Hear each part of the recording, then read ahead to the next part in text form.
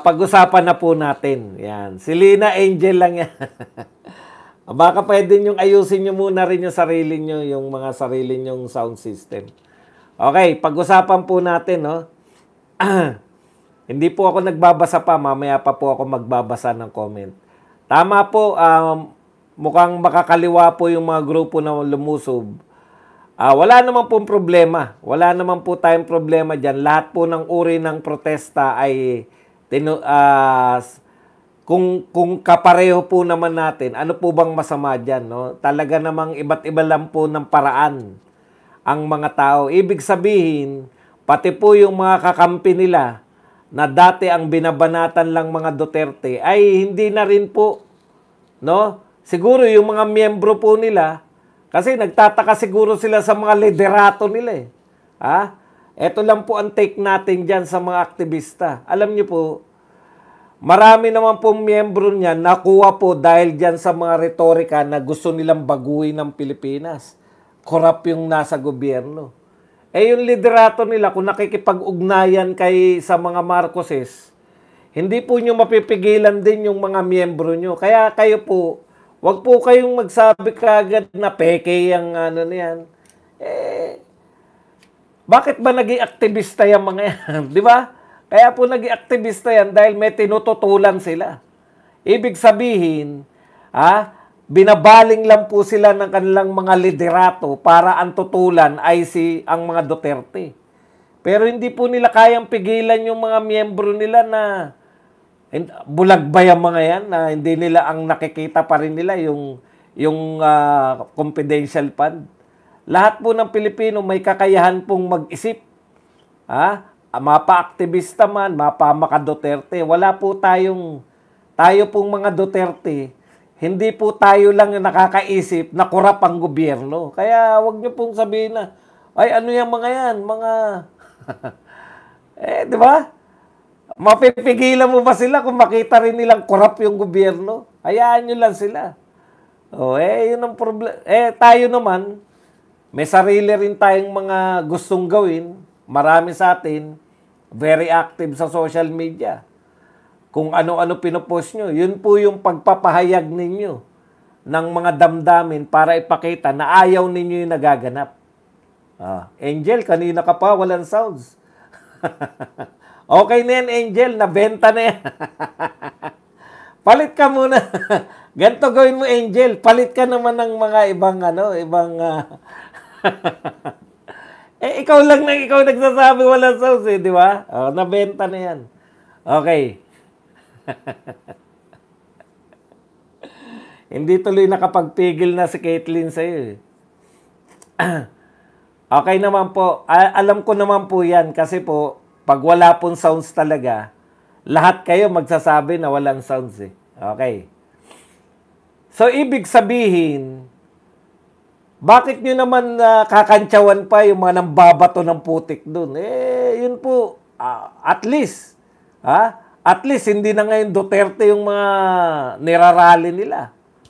Kasi po, maiiwan sila ng mga tao. Paano sila paniniwalaan ng tao na sa kabila na nakikita na malaganap na korupsyon, Duterte pa rin babanatan nila? Yun po yun. Kaya okay lang yan. Talagang ganyan. Ang malawak po na protesta, syempre, nakita naman natin sa Indonesia ngayon, no? Hindi nyo po mapipigilan yung galit ng tao.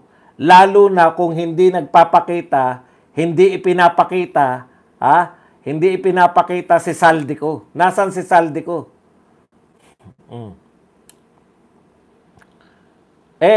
Sa totoo po, kung tototohanin po ng gobyerno, unang kita pa lang ni BBM ng... simple lang naman. Noon pa sinasabi ni VP Sara, nung bati pa sila ni BBM, na ginagawan siya ng kalokohan yung DepEd.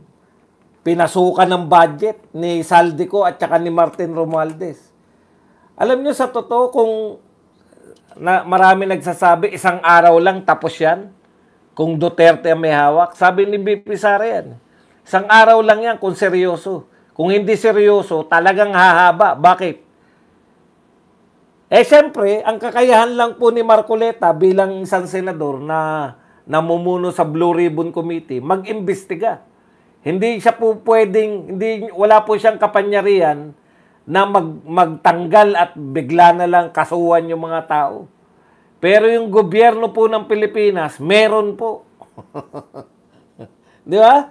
Meron agad yan.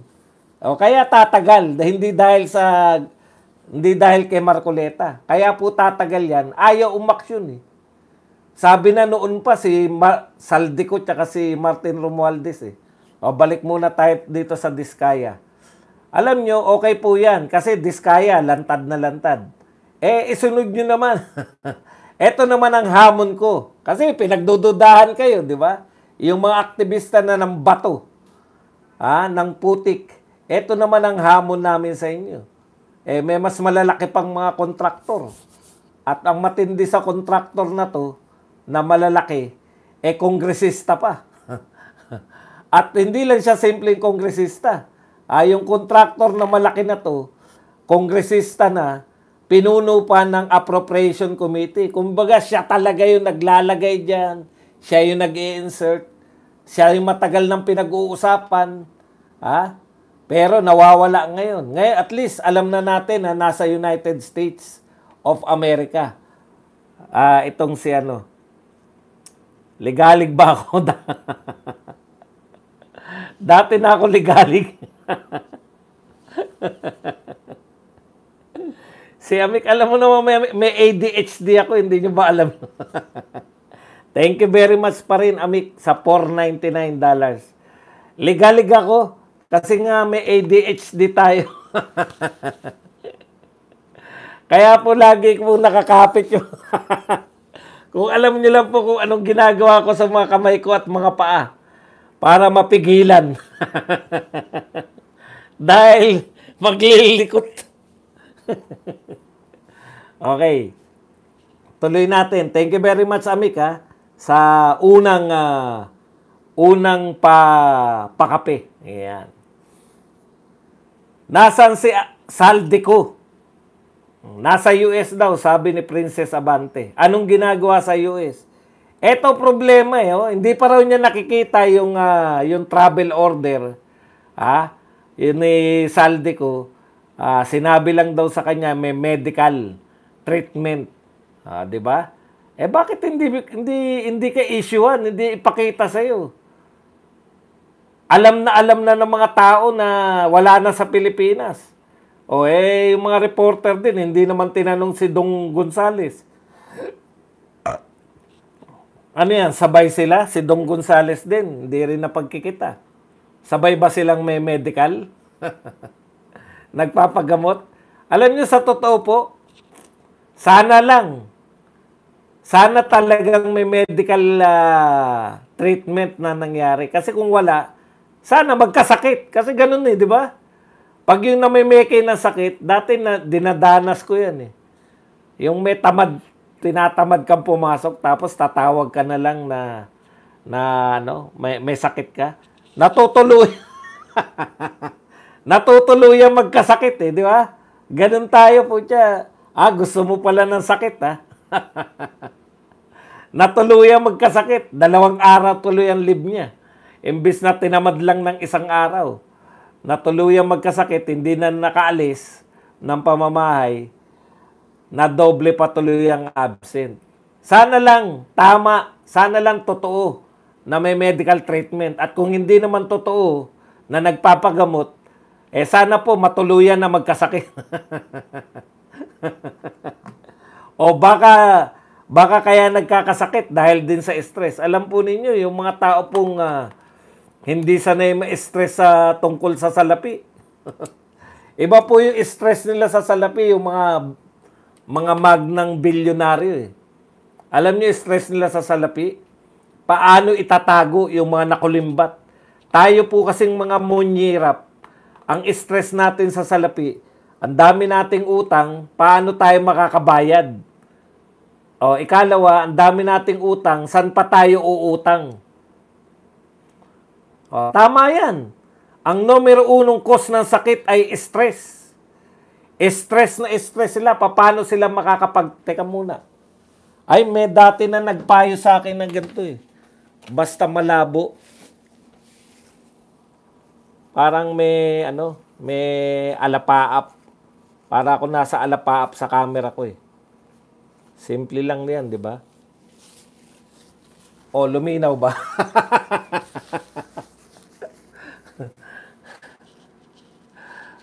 Punasan lang. Punasan daw lang lilinaw eh. Ewan ko kung luminaw. Naspupo.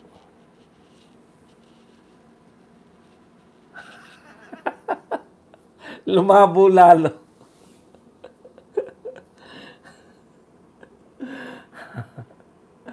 Okay na yan kasi yung araw eh.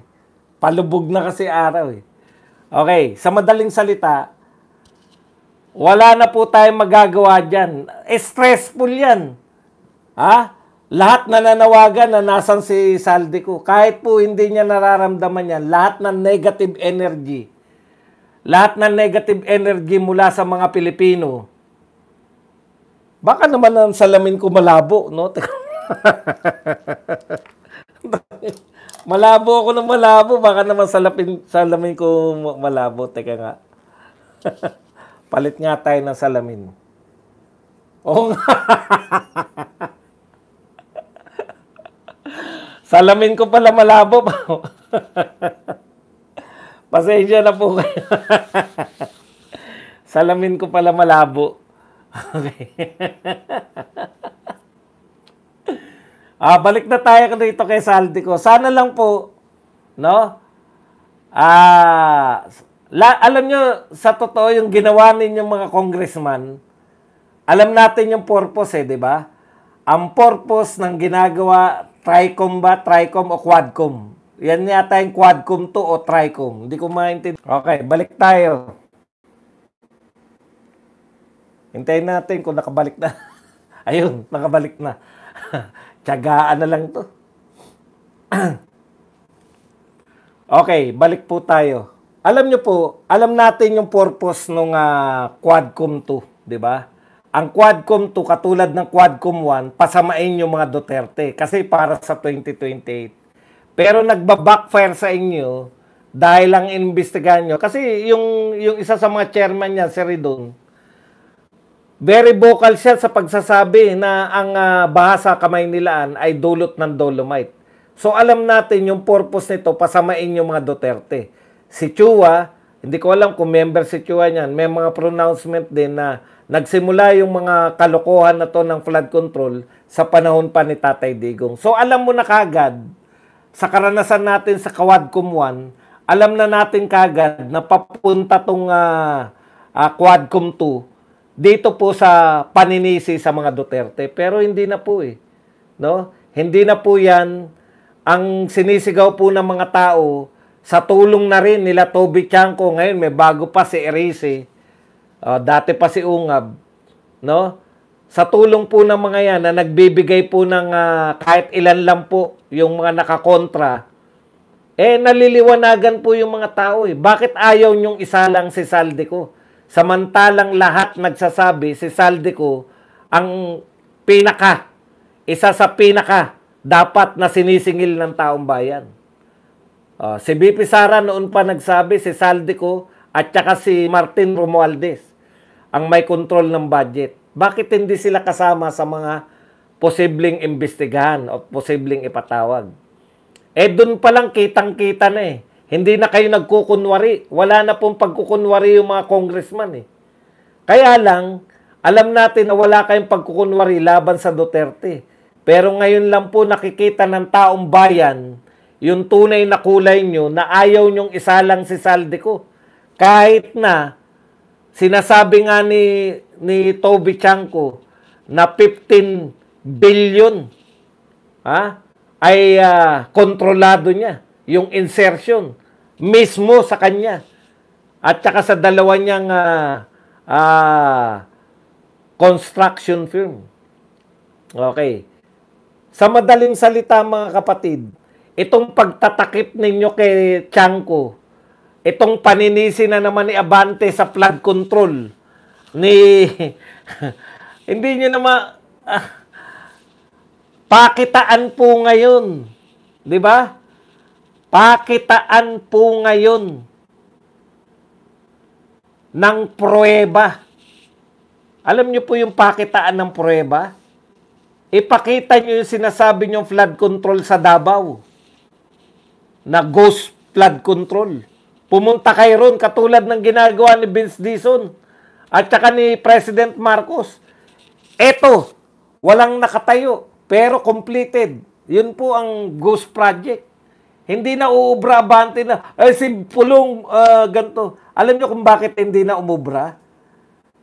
Sawa na tao dyan eh. Wala naman kayong pruweba eh. Miski nga yung confidential fund, paano ninanakaw ni BP Sara? Wala eh. Wala kayong ebidensya. Tinutokis nyo lang. Kapani-paniwala ka ba, abante? Talunan ka eh. Hindi ka naman congressman talaga eh. Hindi ka binoto ng tao. Ngayon, isa lang po ang tanong, bakit ayaw niyong ipatawag si Saldico? Samantalang siya yung Appropriations Committee.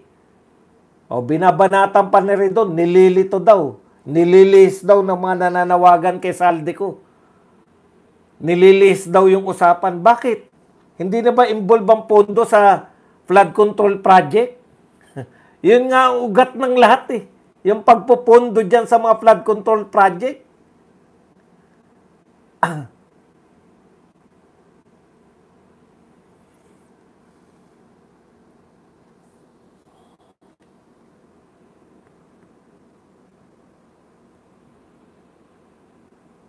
Okay, Diskaya, okay lang yan. Pagbabatuin niya mga yan. Tumawag po ng pulis yung abogado nila eh, para protektahan sila eh. O, alam niyo po, pag nagalit po yung mga tao, may mga napapanood kasi, napapanood po ng mga tao yung ginagawa ng mga taga-Indonesia. Nilulusob yung mga miyembro ng parliament, yung mga congressman nila dun. Nilulusob yung mga bahay, yung mga luxury cars, binabato, sinusunog. Hindi po ako nananawagan na ganun. Ang sinasabi ko, napapanood dyan ng mga tao at kino-question nila. Hindi ba natin kayang gawin yung ginagawa ng Indonesia para ipakita yung galit dito sa mga magnanakaw? Oh. Hindi nyo po kayang ligtasan yan sa mga tokis ninyo. Hindi na uso tokis. Ang uso ngayon, pakitaan. Hindi kayo pwede magsabi na magnanakaw mga Duterte, asan? Palpak ang mga flood control, asan ng palpak? Biruin mo, budget. Ang pinag-uusapan, malalaking budget. Trilyon na po, buhat nung umupo si Marcos. Trilyon na ang budget. Natumbasan na o nahigitan pa ni Marcos ang budget ng flood control ng 2 administrasyon. Kalahati pa lang si Marcos. Nadaig niya na yung budget ng 2 administrasyon. Tapos hindi involved, hindi nyo tatanungin yung appropriation committee. Doon pa lang eh. May kamag-anak at mismong siya yung founder nung SunWest. Anong klase yan? Kapatid niya, kasama rin sa top 15. Mismo yung tinatag niya, kasama sa top 15. Tapos hindi nyo iimbestigahan. Lahat iimbestigahan namin, puwera si Saldico. Maganda na rin yan. Nilalantad ninyo, nakukumpara ng mga tao eh. Yung ginagawang investigasyon sa Senado at ginagawang investigasyon sa House of Representatives. Sa Senado, natutuklasan ng mga tao yung mga kalokohan. Nakikilala natin si Wawaw na ayaw magsalita. O, di pinuntahan na lang ni Vince. Ngayon po, pinuntahan po ni Secretary Vince Dizon, yung pong pinatayo ng Wawaw Builders sa Plaridel, Bulacan. Alam nyo natuklasan? Ghost Project. Ang sabi ni DPWH, 100% complete, binayaran na to noong 2024. Lahat po to wala pong panahon ni Duterte ditong mga pinapakita. Lahat po ng mga pinakikita mula nung umikot si BBM. Lahat po yan panahon na niya. Tapos isisisi nyo na naman sa mga Duterte, utot nyo. Nagbayad tayo ng almost 100 million, walang napatayo. Bayad na noong 2024. Panahon din ni Marcos. Baka nakakalimot kayo, baka akala nyo nung isang taon lang si Duterte. Mahigit na po ng kalahating termino si Marcos. Duterte pa rin kayo hanggang ngayon. Wala nang maniniwala sa inyo. Eto nga pumunta ron. Ano nakita? Bagong tayo. Ano sabi ni binubuhay yung patay.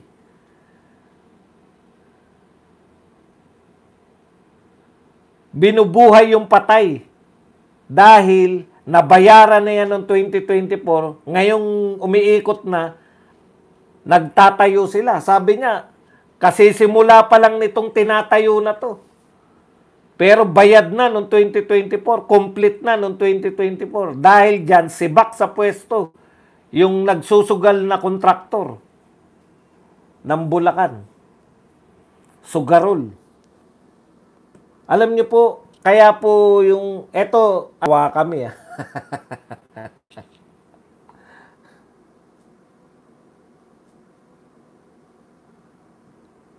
Pag ginurgur nyo kami, babalik lang. Babalik ulit.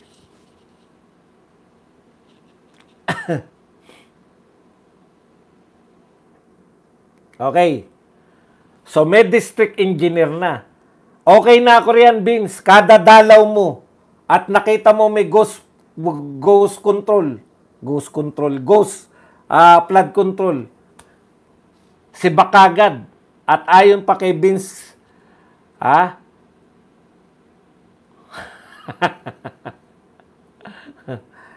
hindi po kakasuhan na. Hindi po pwedeng maging kunwari yun dahil yung sisibakin po sa pwesto, hindi po pwedeng maging kunwari yun dahil kinakailangan pong palitan. Naintindihan niyo po? Hindi po pwede sabihin na kunwari lang yung gurgura na yan. Pag ginurgur po, ang gusto po natin, wag lang pong tanggalin sa pwesto. Ang gusto po natin makasuhan. So, abangan po natin pag makakasuhan po itong mga tinanggal sa pwesto. Di ba? Ayan po, kasi laking Duterte yan Tao ni Duterte yan si Vince Dizon Kaya mabilis umaksyon. Iwawaw Builders, kahapon Diskaya, tanggal lisensya. Ito naman pong Wawaw Builders, perpetually blacklisted. Sana may kaso din po. Baka kumita ng bilyon-bilyon yan tapos hindi nyo makasuhan. Sana Secretary Vince kasuhan din, hindi lang po. Kaya ito po yung epekto. Lahat ng mga sinasalang ni Marcoleta, it's either nagkakakaso o natatanggalan ng lisensya. Yung mismo si Bunoan nag-resign. Kasi alam nila na hindi lang palabas Alam nila yung investigasyon ni Marcoleta magtutuloy-tuloy. Sabi nga ni Secretary Vince, mga hayop ang gumawa nito. Hayop kasi almost 100 million. Walang pinatayo. Kailan po nagtatayo? Ngayon lang. Nung sinimulan po nila. Nung nagsimula na po na mag-ikot si BBM. Nung magsimula po si Marcoleta, ang lakas ng impact nun Yung in-announce pa lang ni Marcoleta na iimbestigahan niya yung mga flood control project. Umikot na si BBM. Pati si BBM umikot Umikot na si BBM. Di ba? Nag-imbestiga na rin yung HOR. Ganyan po yung effect nung salita ni Marcoleta. Ano na po? Baka para lang po na-update tayo. Ano na po ang nangyari? Una, yun po, nag-resign na si Bunoan. Dati ang tatag niyan, hindi siya magre-resign. Nung nakita niya seryoso, putya, kinakailangan ko na mag-resign para habang wala pa akong kaso. Ikalawa, district engineer. Iba po yung pronouncement ni Vince na mag-resign kayo, courtesy resignation. Ito po, sinibak. Sinibak po sa pwesto. Ang pagkakaiba po ng sinibak at pinagre-resign, yung pinagre-resign pwede pang ibalik. Yung sinibak, sibak nga eh. Okay. Tapos po, yung sinuspend na engineer, nung nakita niya tong Wawa Builders, tuluyan na pong sinibak. Sana dalasan mo pag-ikot. Tinitignan lang niya. Sino na ba yung sinalang ni Marcoleta? Puntahan na natin yan at baka singilin tayo ng mga tao. Sana po marami pang yung Kerante. Si QM, asa na? Hindi ka ba pupunta ng Cebu, Vince? Tignan niyo kung ano mga tinayo niyang QM na yan. Kung yan ba yung kumpare ni Tolpo? Kaya pala ang bait ni Tolpo na magtatatanong eh. Okay, eto po. No? Yung pong NEP na nasilip po ng mga congressman at ng mga senador. Tanong, bakit ngayon lang kayo naninilip? Dati na nilang ginagawa yan. So simula pa lang po, hindi po natatakot. Mr. President, bakit kaya hindi natatakot yung mga mandurugas dyan sa DPWH? Bakit kaya hindi natatakot yung mga nag-i-insert? Malinaw po ito eh. Bakit po gusto nilang ibalik sa DBM yung budget? NEP po, pinasa na, di ba? Pinagmamalaki nila, pinasa na yan. Yung NEP, parang walang bahid yan eh. Ha? Hindi po natin nasisilip yung NEP nung nakaraan eh. Boy Rupino, stock trader. Ikaw naman, Teacher Boss Buds, pwede mag-usap tayo sa malamig na lugar sa K-Town sa Pasay, end of the month. Ikaw naman. Ayan, 499. Thank you very much. Boy stock trader Rupino. Ayan. Maraming salamat sa 499. Okay. Asa na tayo? Yung NEP po, balak pong isoli ng House leadership. Kaya lang, bawal po pala yun. Ngayon nila na-realize, bawal pala isoli. Ang laki po ng problema. Nasilip, may mga red flags. Alam niyo po, Mr. President, ayun pala, doon pala tayo. Kaya po malalakas ang loob ng mga nag-insert. Eto, wala pa po Wala pa po yung insertion ng BICAM. Dito pa lang po, mismo sa budget ni Pangulong Marcos, panay anomalya na ang DPWH. Opo, DPWH pa lang. Ang nasisilip. Kasi yan palang iniimbestigahan ni Marcoleta eh. Huwag kayong mag-alala. Pagkatapos nito, tsak meron pa. Ang daming katiwalian, di ba? Okay. DPWH, budget, pinapasukan na kagad bago, mula pa sa presidente, may naka-insert na kagad. Sino po umamin yan? Mismo si presidente, mismo si DBM. Nagpapalusot lang sila. Ang sinasabi nila, wala kaming kinalaman dyan eh. Kasi hindi naman namin ma-itemize yan. Tinuro DPWH. So, Mr. President, para seryosohin kayo ng mga kawatan, alamin nyo kung sino yung gumawa ng NEP o budget ng DBM. Yung mga nakapirma po riyan, mismo yan. Alangan namang pipirma yan ng alam na nila. Lahat po na nakapirma, Mr. President, kasabwat yan. Ikaw ba naman pipirma ka, alam mong palpak yung, saan ka nakakita?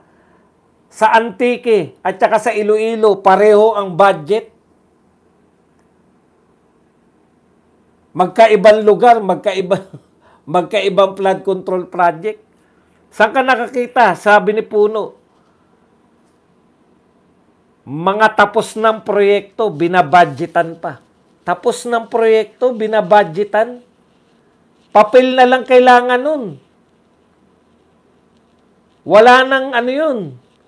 Pipirma na lang yung kontraktor. Baka babalatuan lang yung kontraktor dun. Tapos na eh. Babudgetan na lang. Paghati-hatian na lang ng mga magnanakaw yan. Pag wala po napakulong dyan sa mga gumagawa ng budget ng DPWH, wala talagang tigil yan, Mr. President, hanggang mawala kayo sa pwesto. At etong mga tao na to, na marami ng pera, kaya mahirap po yung laban ni BP Sara eh. Panay bilyonaryo po ang mga kalaban, bukod po sa mga oligarko, na kahit papano naman ay above the board yung above the board. Ibig sabihin, hindi po illegal yung mga ginagawa. Yung mga oligarkong kilala natin, legal po yung pagnanakaw nila. Di ba? Legal po. Hindi po, iba po, iba po. Iba po yung maintenance pa. Iba pa yung budget sa maintenance. Talagang may budget dapat yan. Ang sinasabi ko po, tapos na, babudgetan pa para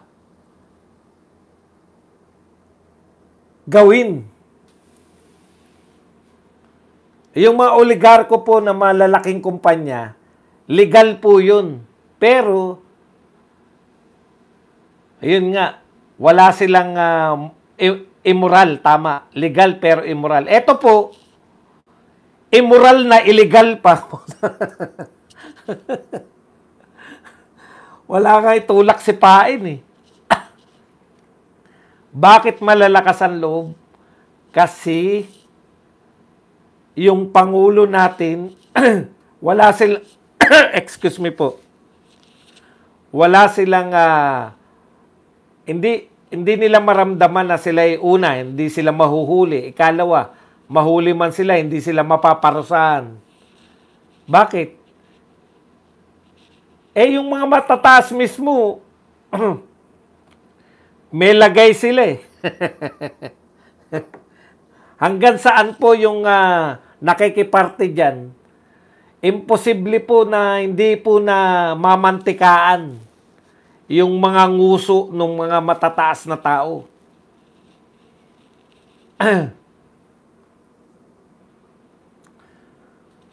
Mamaya po tayo magbabasa ng mga komento nyo.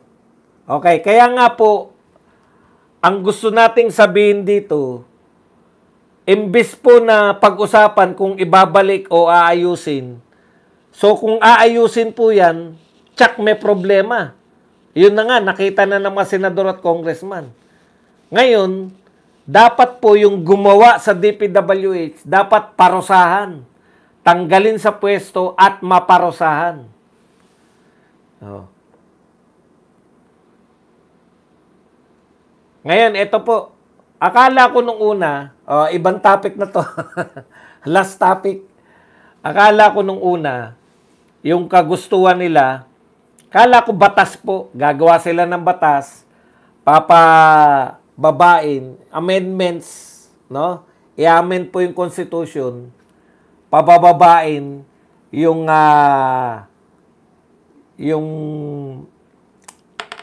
edad na pwedeng tumakbo ng presidente at senador. Yung presidente po gusto nilang gawin 35 at yung senador po gusto nilang gawin 30. Wala akong problema dun eh, di ba? O di kahit sino, ang purpose ba niya mapatakbo niyo si Biko? Okay lang, wala namang problema ron.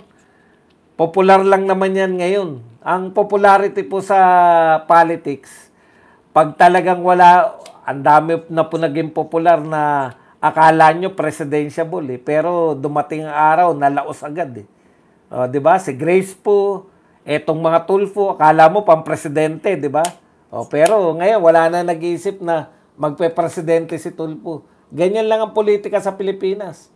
Pwedeng mainit na mainit ka ngayon, biglang bagsak yung popularity mo. Pag hindi mo na-sustain. Duterte lang po ang consistent na pang-presidente lahat. Okay. Sa madaling salita, yung pala, ang balak nila rito ay charter change.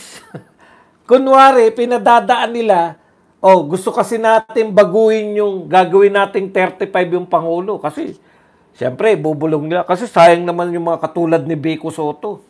Hindi sila magiging presidente dahil lang sa edad. Si Vico Soto nga, hindi na iinip eh.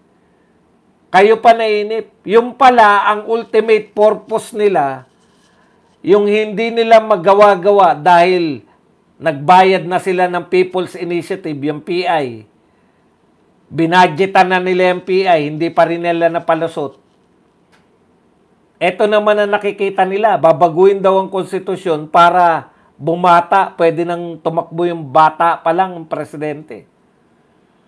Ang ultimate goal lang po niyan, mapalitan po ng parliamentary nang sa ganun, prime minister na po. Pag prime minister kasi, sila-sila na lang. Mga congressman na lang. Hindi na congress ang tawag. Members of parliament. Pero actually, congressman po yung mga yan. Kasi by district, sila din naman ang tatakbo. Wala pong connection. Ultimately, ang purpose niya para maging prime minister si Martin Romualdez dahil hindi naman po siya mananalong presidente. Kahit nga kay Tulfo, kahit mag one-on-one na lang sila na yung Tiberos. O, siguro pag silang dalawa lang ang tumakbo, maraming hindi boboto. Kung disqualified lahat. Baka ang boto ni Ontiveros, 1,001, si Martin Romualdez, 999. Talo pa rin kay Ontiveros. Lifetime ban pala yung wawaw. Ito ang problema namin dyan na Secretary Vince. Ila-lifetime ban nyo yung wawaw. Paano pag nagpalit ng pangalan? At kamag-anak naman. Kasi may gagamit na sila eh. Sabihin na, Tol, lifetime ban ako, ikaw na lang. Pero baguhin mo yung pangalan, wag wawaw. O, di ba? Palit pangalan, palit may-ari, may kasunduan sila, yung kapatid. Naku po, matagal na po yan. Ang tawag po dyan, dami. Sa presidente po, ang tawag po dyan, crony. Kaya nga po, di ba? Marami pong crony si Marcos, yung tatay. Na yun po, pati po yung ari-arian nila, binabawi ng PCGG nung araw. Dahil, yan po yung sinasabi na kayo ay front lang ni President Marcos. Pero pag-aari talaga yan ng mga Marcos. Kayo lang yung ginawang pag-aari. Di ganyan lang din yung gagawin niya mga yan. Kaya nga dapat may kaukulang pataw na parusa. Ikulong nyo.